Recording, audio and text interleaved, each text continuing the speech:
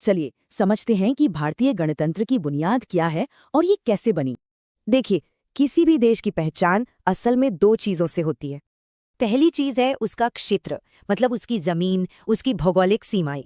और दूसरी, उस जमीन पर रहने वाले लोग, यानी उस देश के नागरिक। तो संविधान इन दोनों को कैसे डिफाइन करता है?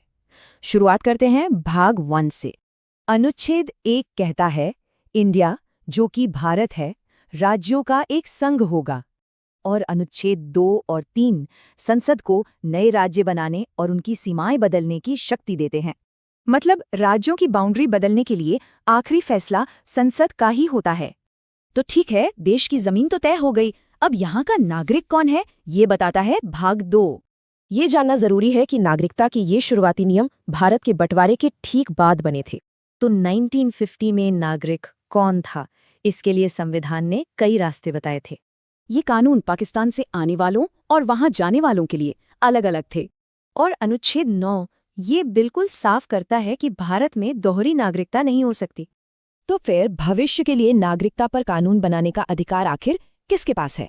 ये अधिकार अनुच्छेद 11 सिर्फ और सिर्फ संसद को देता है। तो इन सब बातों का सार क्या है? संविधान के पहले 2 भाग हमें क्या बताते हैं? यही कि भारत की सीमाएं संसद बदल सकती है और नागरिकता पर भी आखिरी फैसला संसद का होगा।